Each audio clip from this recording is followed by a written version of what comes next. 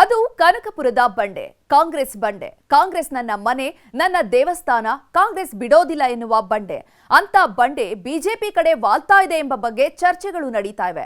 ಖುದ್ದು ಡಿಕೆ ಶಿವಕುಮಾರ್ ಅವರೇ ಎಲ್ಲದಕ್ಕೂ ಸ್ಪಷ್ಟನೆಯನ್ನ ಕೊಟ್ಟರೂ ಕೂಡ ಕಾಲಾನುಸಾರದ ಬೆಳವಣಿಗೆಗಳು ಪ್ರಶ್ನೆಗಳ ಮೇಲೆ ಪ್ರಶ್ನೆಯನ್ನ ಎತ್ತಿವೆ. ನನಗಿರುವಂಥ ವೈಬ್ರೇಷನ್, ನನಗಿರುವಂಥ ಸ್ಟ್ರೆಂತ್, ನನಗಿರುವಂಥ ಎಕ್ಸ್ಪೀರಿಯನ್ಸ್ ಬೆಳಿಬೇಕು, ಈಚೆಗೆ ಹೋಗ್ಬೇಕು. Should I go to BJP office? Do you want me to go to Keshav Krupa? ಅರ್ಚಕಸ್ಯ ಪ್ರಭಾವೇನ ಶಿಲಾದ್ಭವತಿ Shankara. ಅರ್ಚಕನ ಪ್ರಭಾವದಿಂದ ಶಿಲೆಯಲ್ಲಿ ಶಂಕರ ಕಾಣುವಂಥದ್ದು. ರಾಜಕೀಯದಲ್ಲಿ ಒನ್ ನೈಟಲ್ಲೇ ಏನೋ ತೀರ್ಮಾನ ಆಗೋದು, ಒಂದು ಒನ್ ನೈಟ್ ಇದೆಯಾ. ಇದು ಡಿಕೆ ಶಿವಕುಮಾರ್ ಇತ್ತೀಚಿನ ದಿನಗಳ ನಡೆಗಳು, ನಡವಳಿಕೆಗಳು. ಮೊನ್ನೆ ಸರ್ಕಾರದ ಇಲಾಖೆಗಳ ಕೆಲಸದ ಮೇಲೆ ದೆಹಲಿಗೆ ಹೋಗಿದ್ರು. ಕೇಂದ್ರ ಸಚಿವರನ್ನ ಭೇಟಿ ಮಾಡಿದ್ದರು. ಅದಾದ ಬಳಿಕ ಪ್ರಯಾಗ್ರಾಜ್ನ ಕುಂಭಮೇಳಕ್ಕೆ ಹೋದ್ರು. ತ್ರಿವೇಣಿ ಸಂಗಮದಲ್ಲಿ ಪುಣ್ಯ ಸ್ನಾನ ಮಾಡಿದ್ರು. ಇದೀಗ ನಿನ್ನೆ ಸದ್ಗುರು ಜೊತೆ ಇಶಾ ಫೌಂಡೇಶನ್ನ ಶಿವರಾತ್ರಿ ಆಚರಣೆಯಲ್ಲಿ ಪಾಲ್ಗೊಂಡ್ರು. ಕೇವಲ ಡಿಕೆಶಿ ಮಾತ್ರವಲ್ಲ, ಅಲ್ಲಿ ಕೇಂದ್ರ ಗೃಹ ಸಚಿವ ಅಮಿತ್ ಶಾ ಜೊತೆ ಪೂಜೆಯಲ್ಲಿ ಪಾಲ್ಗೊಂಡಿದ್ದು, ವೇದಿಕೆ ಹಂಚಿಕೊಂಡಿದ್ದೆ ಇದೀಗ ಚರ್ಚೆ, ಗುಮಾನಿಗಳಿಗೆ ವೇದಿಕೆ ನೀಡಿದೆ.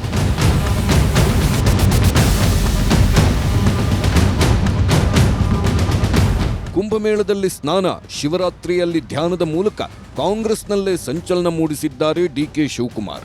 ಕುಂಭಮೇಳದ ಬಗ್ಗೆ ಟೀಕೆ ಮಾಡಿದ್ದ ಮಲ್ಲಿಕಾರ್ಜುನ್ ಖರ್ಗೆ, ರಾಹುಲ್ ಗಾಂಧಿ ಯಾರೂ ಹೋಗಿರಲಿಲ್ಲ. ಆದರೆ ಡಿಕೆಶಿ ಕುಟುಂಬ ಸಮೇತರಾಗಿ ಹೋಗಿದ್ರು. ಮಹಾಕುಂಭದಲ್ಲಿ ಪವಿತ್ರ ಸ್ನಾನ ಮಾಡಿ ತನ್ನ ಭಕ್ತಿ ಮೆರೆದಿದ್ದರು.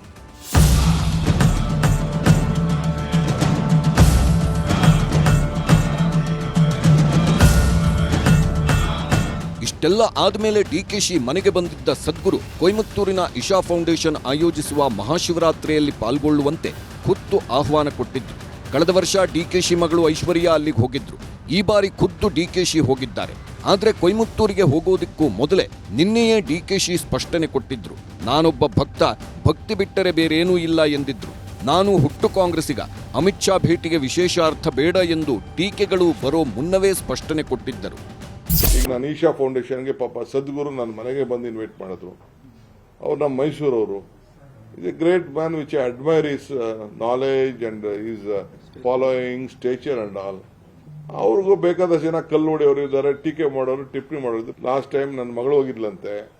ಈ ಸತಿ ನನ್ನ ಫ್ಯಾಮಿಲಿ ಬಂದು ಕರೆದಿದ್ದಾರೆ. ಈಗ ನಾನು ಹೋಗ್ತಾ ಇದ್ದೀನಿ. ನಾನು ಕೆಲವರು ಆಲೇ ಸೋಷಿಯಲ್ ಮೀಡಿಯಾಲೆಲ್ಲ I am very getting closer to ಇದು not Amit Shah to the BJP ಅಂತ ಬರೀತಾ ಇದ್ದಾರೆ.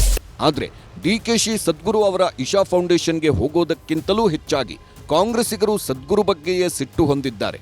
ಯಾಕಂದ್ರೆ ಹಿಂದೊಮ್ಮೆ ರಾಹುಲ್ ಗಾಂಧಿಯನ್ನ ಟೀಕಿಸಿದ್ದರು ಸದ್ಗುರು. ಇದೀಗ ಅದೇ ಸದ್ಗುರು ಜೊತೆ, ಅದರಲ್ಲೂ ಅಮಿತ್ ಶಾ ಇರೋ ವೇದಿಕೆಯಲ್ಲೇ ಡಿಕೆಶಿ ಕಾಣಿಸಿಕೊಂಡಿರುವುದು ಕಾಂಗ್ರೆಸ್ನಲ್ಲೇ ಅಸಮಾಧಾನ ಎಬ್ಬಿಸಿದೆ.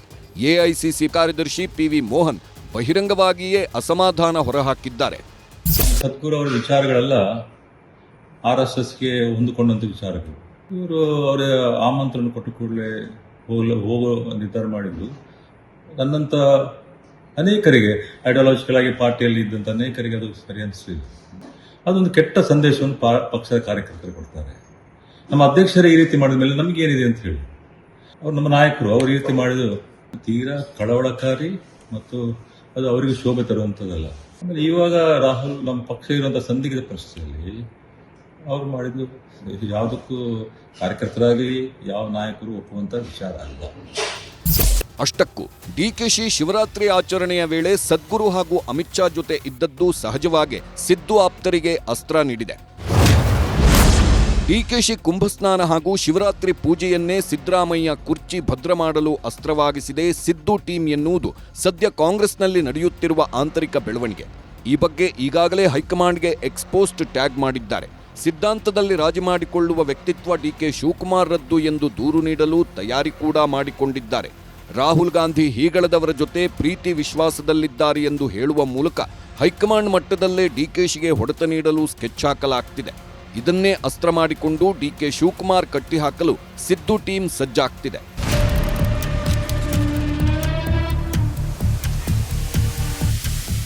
ಹಾಗಿದ್ದರೂ ಬಹಿರಂಗವಾಗಿ ಸರ್ಕಾರದ ಸಚಿವರು, ಅದರಲ್ಲೂ ಸಿಎಂ ಸಿದ್ದರಾಮಯ್ಯ ಅವರ ಆಪ್ತಬಣದವರು ಡಿಕೆಶಿ ಮಹಾಶಿವರಾತ್ರಿ ಕಾರ್ಯಕ್ರಮದಲ್ಲಿ ಭಾಗಿಯಾಗಿದ್ದಕ್ಕೆ ಸಮರ್ಥನೆ ನೀಡುತ್ತಿದ್ದಾರೆ.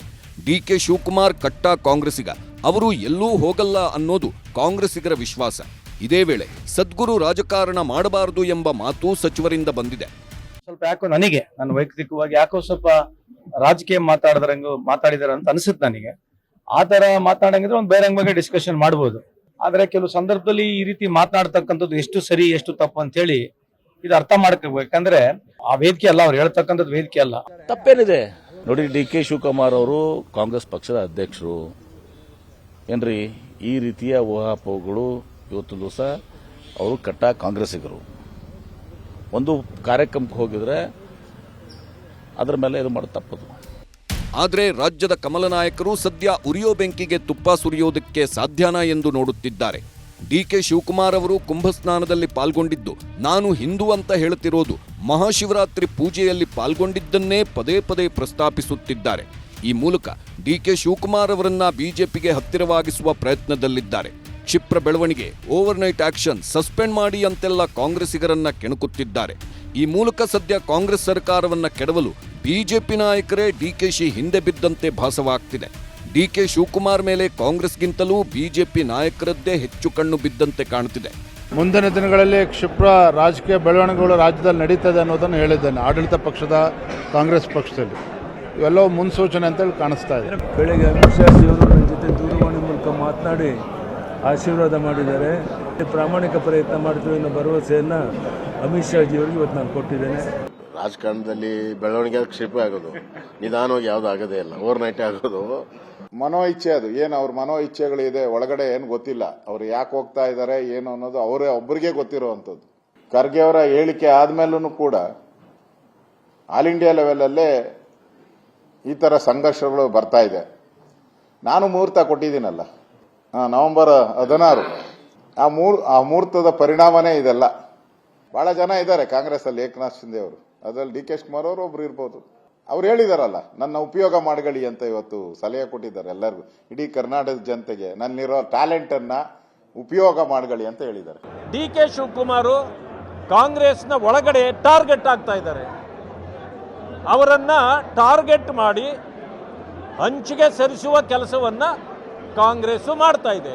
ಪ್ರತಿಯೊಬ್ಬ ವ್ಯಕ್ತಿಗೆ ತನ್ನದೇ ಆದಂಥ ಒಂದು ವ್ಯಕ್ತಿತ್ವ ಇರ್ತದೆ, ತನ್ನದೇ ಆದಂಥ ಒಂದು ಧಾರ್ಮಿಕ ಪರಂಪರೆ ಅನ್ಕೊಂಡು ಅದನ್ನು ಡಿ ಕೆ ಶಿವಕುಮಾರ್ ಮಾಡಿದ್ದಾರೆ. ಹೀಗಾಗಿ ಅದರ ಬೇಕಾದ್ರೆ ಅದು ನಿಮ್ಮ ತತ್ವಕ್ಕೆ ವಿರುದ್ಧ ಆಗಿದ್ದರೆ ಅವ್ರು ಸಸ್ಪೆಂಡ್ ಮಾಡ್ರಿ, ಪಾರ್ಟಿಯಿಂದ ಹೊರಗೆ ಹಾಕ್ರಿ. ಡಿಕೆ ಶಿವಕುಮಾರ್ ಬಗ್ಗೆ ಬಿಜೆಪಿ ಕಾಂಗ್ರೆಸ್ನವರು ಚರ್ಚೆ ಮಾಡ್ತಿರೋವಾಗಲೇ ಡಿಕೆಶಿ ಸಿಎಂ ಆಗ್ತಾರೆ, ನಾಳೆನೇ ಆದ್ರೂ ಆಗಬಹುದು ಅಂತ ಸಾಧು ಭೈರವಿಯಮ್ಮ ಹುಬ್ಬಳ್ಳಿಯಲ್ಲಿ ನೇರಾನೇರವಾಗಿ ಹೇಳಿಬಿಟ್ಟಿದ್ದಾರೆ. ನನ್ನ ಮಾತು ಇಲ್ಲಿ ತನಕ ಸುಳ್ಳಾಗಲ್ಲ ಸ್ವಾಮಿ. ಬದಲಾವಣೆ ಅಲ್ಲ, ಸೀಟ್ನಲ್ಲಿ ಇವನೇ ಕುತ್ಕೋಬೇಕು, ಯಾರು ಡಿ ಕೆ ಶಿನೇ ಕುತ್ಕೋಬೇಕು. ಡಿ ಕೆ ಶಿ ಮೇಲೆ ನಂಗೆ ತುಂಬ ಏನು ಅಭಿಮಾನವಿಲ್ಲ, ಸಿದ್ದರಾಮಯ್ಯನ ಮೇಲೂ ಇಲ್ಲ, ಹಂಗಂತೇಳಿ ಬಿ ಜೆ ಪಿ ಮೇಲೂ ಇಲ್ಲ. ಯಾಕಿಲ್ಲ ಅಂದರೆ ಎಲ್ಲ ಬಂದೆ ನಮಗೆ. ನಾಳೆನೇ ಬರ್ಬೋದು, ನಾಳೆನೇ ಬರುತ್ತೆ ಅಲ್ರಿ. ಒಂದ್ಸಲ ಸಿ ಎಂ ಆಗಲಿ ಸಾಕು, 5 ವರ್ಷ ಇನ್ನೆಷ್ಟು ಸಲ ಆಗ್ಬೋದು? ಹೌದು, ಇದೇ ಅವಧಿಯಲ್ಲಿ ಆಗೋದು. ರಾಜ್ಯದಲ್ಲಿ ಇಷ್ಟೆಲ್ಲ ಚರ್ಚೆಗಳಾಗ್ತಿವೆ, ಊಹಾಪೋಹಗಳು ಶುರುವಾಗ್ತಿರೋವಾಗಲೇ ಡಿಕೆ ಶಿವಕುಮಾರ್ ಕೊಯಮತ್ತೂರಿನಿಂದ ಬೆಂಗಳೂರಿಗೆ ಬಂದರು. ರಾಜಕೀಯ ಬೆಳವಣಿಗೆಗಳ ಬಗ್ಗೆ ಪ್ರಶ್ನೆ ಹಾಕ್ತಿದ್ದಂತೆ ಡಿಕೆ ಶಿವಕುಮಾರ್ ಕೊಟ್ಟ ಉತ್ತರ ಇಷ್ಟು: ನಾನು ಹೋಗಿರೋದು ಶಿವರಾತ್ರಿ, ಶಿವನ್ ರಾತ್ರಿ, ಇದು ನನ್ನ ಸ್ವಂತ ಬಿಲೀಫು. ಯಾರೋ ಟ್ವೀಟ್ ಮಾಡ್ತಾರೆ, ಯಾರೋ ಮಾಡ್ತಾರೆ ಅನ್ನೋದಕ್ಕೆಲ್ಲ ನಾನು ಉತ್ತರ ಕೊಡಕ್ ಹೋಗಲ್ಲ. ನನಗೆ ಯಾವ ಬಿಜೆಪಿ ಸ್ವಾಗತನೂ ಬೇಡ, ಕಾಂಗ್ರೆಸ್ ಅವ್ರ ಸ್ವಾಗತ ಮಾಡೋದು ಬೇಡ. ನೀವು ನನ್ನ ಬಗ್ಗೆ ಮಾತಾಡೋದ ಅವಶ್ಯಕತೆನೂ ಇಲ್ಲ. ಇದು ನನ್ನ ವೈಯಕ್ತಿಕವಾದ ನಂಬಿಕೆ. ಮೇಲ್ನೋಟಕ್ಕೆ ಡಿಕೆ ಶಿವಕುಮಾರ್ ಇದೇ ಅವಧಿಯಲ್ಲಿ ಸಿಎಂ ಆಗುವ ಆಸೆಯನ್ನು ಸ್ವಲ್ಪ ಮಟ್ಟಿಗೆ ಕೈಬಿಟ್ಟಂತೆ ಕಾಣುತ್ತಿದೆ. ಆದರೆ ಡಿಸಿಎಂ ಜೊತೆಗೆ ಕೆಪಿಸಿಸಿ ಕುರ್ಚಿಯನ್ನು ಉಳಿಸಿಕೊಂಡು 2028ರ ಚುನಾವಣೆಯನ್ನು ತನ್ನ ನೇತೃತ್ವದಲ್ಲೇ ನಡೆಸುವಂತೆ ನೋಡಿಕೊಳ್ಳುವುದು ಡಿಕೆಶಿ ಪ್ಲಾನ್ ಎನ್ನುವುದು ಕಾಂಗ್ರೆಸ್ನ ಆಂತರಿಕ ಮೂಲಗಳ ಮಾಹಿತಿ. ಈ ಮೂಲಕ ಸಿದ್ದರಾಮಯ್ಯ ಆಪ್ತರ ಬಾಯಿ ಮುಚ್ಚಿಸುವುದು ಒಂದೆಡೆಯಾದರೆ, ಮತ್ತೊಂದೆಡೆ ಯಾರದ್ದೋ ದೂರುಗಳನ್ನು ಆಧರಿಸಿ ತನ್ನನ್ನು ಅಧ್ಯಕ್ಷ ಸ್ಥಾನದಿಂದ ಕೆಳಗಿಳಿಸಬೇಡಿ ಎಂಬ ಎಚ್ಚರಿಕೆಯ ಸಂದೇಶ ರವಾನಿಸಲು ಹೊರಟಿರುವುದಂತೂ ಸ್ಪಷ್ಟ. Bureau report, news 18.